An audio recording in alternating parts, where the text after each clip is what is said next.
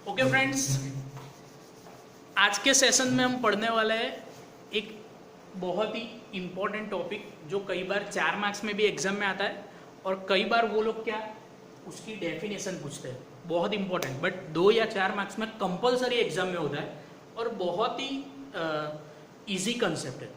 उसको अगर आप समझोगे तो बहुत ही इजी कंसेप्ट है। तो हम आज देखते हैं कि एक्यूरेसी और प्रिसीजन वो क्या है। एक्यूरेसी એટલે ગુજરાતીમાં શું કહેવાય? ચોકસાઈ, અને પ્રિસીजन એટલે શું કહેવાય? સચોટતા। सही में बोलूँ तो ये टॉपिक में सबसे ज़्यादा गलती होती है। कई सारे बच्चे ऐसा लिखते हैं एग्जाम के अंदर कि आप हंस हंस कर थक जाओ। ठीक है, तो ये वर्ड क्या है उसको समझने के लिए मैं आपको एक एग्जाम्पल देता हूँ, बहुत ही सिंपल सा एग्जाम्पल, राइट। चलो, फॉर एग्जाम्पल आपको टेम्परेचर मेजर करना है। किसका? पानी का बॉइलिंग टेम्परेचर मेजर करना है, यानी वाटर किस टेम्परेचर में वेपर में कन्वर्ट होता है वो आपको मेजर करना है। ठीक है, तो आपको पता ही है कि सर एक्चुअल में वो एक्चुअल वैल्यू उसकी कितनी है? 100 डिग्री सेल्सियस। पानी कया तापमाने वराळमां रूपांतर थाय? तो ये खबर ज छे आपने 100 डिग्री सेल्सियस तापमान है, राइट। बट आपको मैं ऐसा बोलूं कि नहीं, आप एक्सपेरिमेंट करके मुझे दिखाओ। तो 4 मैं ले रहा हूं, 4 बंदे ले रहा हूं, वो एक्सपेरिमेंट कर रहे हैं।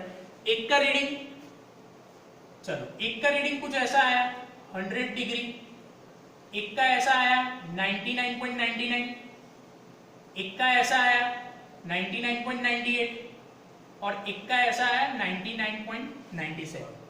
ये 4 स्टूडेंट मैंने ले लिए, बंदे ले लिए जिसने एक्सपेरिमेंट किया। दूसरे 4 बंदे ले लेता हूं, उसने रीडिंग कुछ ऐसा आया उनका 95.35, 95.36, 7,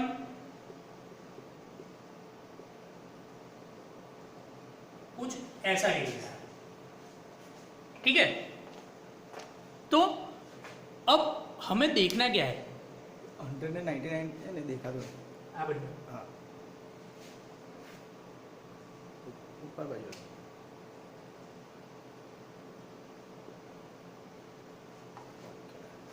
चलो ये 4, ये 8 रीडिंग है। अब हम देखते हैं, आप मुझे ये बताओ कि 100 के नजदीक सबसे ज्यादा रीडिंग किसके है, किस बैच के? ये इसको मैं ए बैच ले लूं, इसको मैं बी बैच ले लूं, राइट। सेपरेट कर देता हूं 4 स्टूडेंट को। इसको सपोज ले लूं ए बैच और इसको मैं क्या ले लूं? B batch.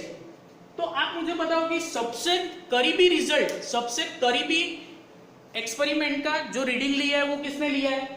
तो बट ऑब्वियस आप मुझे क्या बोलोगे कि सर ये वाले बंदे ने, बहुत ही करीब है, राइट। तो मैं क्या बोलूंगा कि इसका रीडिंग क्या है? एक्यूरेट है। तो हम बोलते हैं ना कि ये सबसे ज्यादा क्या है? एक्यूरेट। बस वही सिंपल चीज यहीं पे भी हमें क्या करनी है? डिफाइन करनी है। एक्यूरेसी, उसका मीनिंग क्या? How to close to the actual value, right. ये एक्चुअल वैल्यू 100 है, तो उसके कितने ज्यादा करीब है उसको ही हम क्या बोलेंगे? Accurate, right. ચોકસાઈ એટલે શું? સાચા મૂલ્યની નજીક નું રીડિંગ, એટલે કેટલું નજીક છે, સાચા મૂલ્યથી કેટલું નજીક છે એને એની આપણે શું કહીશું? ચોકસાઈ। तो सिंपल सी डेफिनेशन है, यही डेफिनेशन लिखनी है, कुछ और लिखना नहीं है। साचा मूल्यની કેટલું નજીક છે તેની શું કહેવાય? ચોકસાઈ। How to close to the actual value is nothing but the accuracy. चलो ये बात समझ में आ गई, ये फंडा क्लियर हो गया एक्यूरेसी वाला, राइट। जितना करीब एक्चुअल वैल्यू के उसको ही हम क्या बोलेंगे? More accurate. फाइन। अब देखो तो साहब, अब आपने ये क्यों लिखा है? अब मैं बताता हूं। अब हम दूसरी टर्म डिफाइन करते हैं, प्रिसीजन। प्रिसीजन का मीनिंग क्या है कि आप पॉइंट के बाद कितने डिजिट तक जाते हो, राइट। अगर आप ये रीडिंग देखो तो यहाँ पे पॉइंट के बाद कितने हैं? सिर्फ 2 है। ये रीडिंग देखो तो ये चारों 4 रीडिंग 100 के करीब नहीं है। उसका मीनिंग क्या कि एक्यूरेसी नहीं है, ચોકસાઈ નથી। કેમ? 100 ની નજીક નથી। बट मैं प्रिसीजन किसको बोलेंगे कि पॉइंट के बाद वो कितने, ये जो नंबर ऑफ डिजिट है वो एक दूसरे के कितने क्लोज है। देखो आप एक्सपेरिमेंट कर रहे हो, ये चारों 4 भले ही उन्होंने एक्सपेरिमेंट में गलती की है, बट क्या है? 3, 5, 3, 6, 7, यानी पॉइंट के बाद 3 डिजिट तक। अब यहाँ पे चला जाओ तो पॉइंट के बाद 4 डिजिट तक, यानी ये चारों 4 रीडिंग एक दूसरे के कितने करीब है उसको हम क्या बोलेंगे, प्रिसीजन। यानी गलती हो रही है पर बार बार सेम ही गलती हो रही है, वो कोई भी गलती कर रहा है बट टेक्निक जो वो फॉलो कर रहा है वो एक ही टेक्निक है, राइट। तो उसको ही हम क्या बोलते हैं, प्रिसीजन, राइट। कि नंबर ऑफ रीडिंग्स जो आप लेते हो वो नंबर ऑफ रीडिंग्स कितनी लिमिट तक एक दूसरे के करीब है उसको हम उसका क्या बोलेंगे, प्रिसीजन। સચોટતા કોને કહીશું કે જે પણ તમે માપ લો છો એ કેટલા વિભેદન એટલે એક સીમા, બરાબર, પોઈન્ટ પછી કેટલા ડિજિટ છે એની નજીક લો છો, કેટલા નજીક રીડિંગ લો છો, ભલે સાચા મૂલ્યથી દૂર છે પણ તમે જે રીડિંગ લેવાની તમારી ટેકનિક છે એમાં તમે શું જો, સાચા, રાઈટ। તો એ પોઈન્ટ પછી કેટલા ડિજિટ સુધી તમે એકબીજાથી આ જે ચાર રીડિંગ છે એ એકબીજાની નજીક છે એને આપણે શું કહીશું, પ્રિસીઝન, એને આપણે શું કહીશું, સચોટતા। એટલે તમે મેથડ દર વખતે સેમ ફોલો કરો છો, ભલે ખોટી મેથડ છે પણ દર વખતે મેથડ તમે શું કરો છો, સેમ ફોલો કરો છો, એટલે સાચા મૂલ્યની ભલે નજીક નથી પણ આ ચાર રીડિંગ એકબીજાની શું છે, નજીક, તો એને આપણે શું કહીશું, सचोटता। ठीक है, तो ये सिंपल दो डेफिनेशन हुई।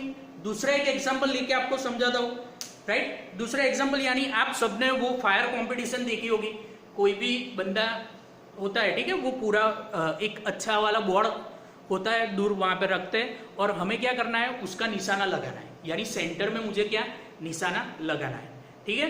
तो यहाँ पे एक्यूरेसी किसको बोलेंगे, कौन सा रीडिंग एक्यूरेट बोलेंगे, जिसने ज्यादा सेंटर में लगाया है वो सारे के सारे केस में एक्यूरेसी क्या हो जाएगी, होगी, क्योंकि एक्चुअल वैल्यू मेरी वहां पे क्या होगी, सेंटर। તમે કોઈ પણ શૂટિંગ કોમ્પિટિશન હોય એમાં તમને ફાયર કરવાનું કે તો તમે ક્યાં મારો, વચ્ચે જ મારો ને, બરાબર, અથવા તો જે લોકોએ રાઉન્ડ આપ્યું હોય, નિશાન કર્યું હોય ત્યાં જ મારો, राइट। सभी ने मूवी में देखा होगा।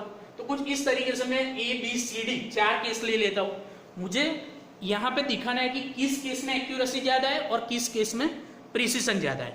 तो सिंपल माइंड में एक फंडा क्लियर करना है कि जहां पे सेंटर में लगा है वो एक्चुअल वैल्यू के नजीक है या तो एक्चुअल वैल्यू ही है, तो उस केस में एक्यूरेसी क्या होगी, सबसे ज्यादा। और किस केस में प्रिसीजन ज्यादा होगा कि 5 उसने ट्राई की है, कोई एक बंदे ने नंबर ऑफ रीडिंग्स 5 है यानी 5 बार ट्राई की है, अगर वो पांचों 5 रीडिंग या तो 5 मार्क एक दूसरे के करीब है तो उस केस में प्रिसीजन क्या होगा, ज्यादा होगा। सचोटता શેમાં વધારે હશે, 5 વાર તમે મારો, 5 વાર ફાયર કરો, બરાબર, 5 વાર એક જ પોઈન્ટ પર લાગે અથવા એની આજુબાજુ લાગે તો એ કેસમાં શું હશે, સચોટતા વધારે હશે। સિમ્પલ કે તમે જે નિશાન લો છો, નિશાન સાધો છો, બરાબર, એ ભલે સેન્ટરમાં નથી વાગતું પણ તમે 5 કેસમાં જો એકબીજાની નજીક વાગતા હોય, 5 ફાયર, 5 જે તમને ટ્રાય આપ્યા છે એ એકબીજાની એકદમ નજીક હોય તો સચોટતા તમારામાં છે પણ ચોકસાઈ નથી। और एक्यूरेसी એટલે ચોકસાઈ કોને કહીશું, जो सेंटर में वागे तो એને આપણે શું કહીશું, ચોકસાઈ। तो मुझे 4 केस में देख के बताना है। अब आप मुझे देख के बताओ कि सबसे पहले मैं केस ए स्टडी करता हूँ, तो इस केस में एक्यूरेसी એટલે ચોકસાઈ ને સચોટતા એટલે પ્રિસીजन है, कंफ्यूज मत होना गुजराती मीडियम के बच्चों। तो किस केस में एक्यूरेसी ज्यादा है वो मुझे सबसे पहले दिखाना है। तो सिंपल मैंने क्या बोला था कि एक्चुअल वैल्यू पे शूट होना चाहिए, तो यहाँ पे 4 केस में अगर बीच में लगता है तो जिस केस में बीच में आपका टारगेट होता है यानी बीच में जो मार्क है उस केस में एक्यूरेसी आपकी क्या होगी, ज्यादा होगी। तो बहुत इजी है, बता सकते हो। ए वाला केस है उसमें बीच में है, हाँ सर है, तो यहाँ पे मैं राइट कर देता हूँ, मीन्स के ये केस में एक्यूरेसी ज्यादा है। बी वाले में हाँ सर यहाँ पे बीच में लगा हुआ है तो एक्यूरेसी यहाँ पे है। सी वाले में देखो है, बोलोगे कि नहीं सर एक भी मार्क बीच में नहीं है, दैट मीन्स कि इस केस में एक्यूरेसी नहीं है। और डी वाले में क्या होगा, है, तो आप बोलोगे कि यस सर इसमें एक्यूरेसी है। अब बात करते हैं प्रिसीजन की, सचोटता। प्रिसीजन में मैंने क्या बोला था कि जितने नंबर ऑफ ट्राई कर रहे हो वो एक दूसरे के साथ क्या होना चाहिए, क्लोज, यानी 5 मार्क अगर एक दूसरे के करीब है, राइट, एक दूसरे के क्लोज है तो उस केस में प्रिसीजन ज्यादा होगा। तो सिंपल बता सकते हो किस केस में 5 मार्क एक दूसरे के करीब है। देखो यहाँ पे देखो 1 2 3 4 मार्क्स है, राइट। ये सपोज यहाँ पे मैं 5th वाला कर लेता हूँ, तो 5 एक दूसरे के से क्या है, दूर के डिस्टेंस पे यानी करीब नहीं है, दैट मीन्स की प्रिसीजन नहीं है। अब बताओ इसमें होगा प्रिसीजन, आया ना, सही जा रहे हो, होगा, क्यों, क्योंकि सर ये 5 है वो एक दूसरे से क्या है, करीब है, तो एक्यूरेसी भी है और प्रिसीजन भी है। चलो इस केस में एक्यूरेसी नहीं है क्योंकि बीच में एक भी नहीं है, बट प्रिसीजन है क्योंकि पांचों पांच उसने क्या किया है, एक दूसरे के करीब है, यानी सेम मेथड उसने फॉलो की है, तो इसमें क्या होगा, प्रिसीजन होगा। ये वाले केस में बताओ, बिल्कुल इजी है, प्रिसीजन नहीं होगा। तो इस तरीके से मुझे 4 एग्जाम्पल लेके उसको क्या करना है, समझाना है, अगर एग्जाम में आता है तो फ्रेंड्स होगा आज का फंडा क्लियर, एक्यूरेसी एंड प्रिसीजन। कुछ भी डाउट हो तो आप मुझे कमेंट सेक्शन में कमेंट कर सकते हो, ठीक है। कोई पण प्रॉब्लम होय तो बिना एकदम संकोच वगर तमे मने कहो, बराबर, આપણે એને સોલ્વ કરીશું બીજા એક્ઝામ્પલની મદદથી, રાઈટ। Till then enjoy.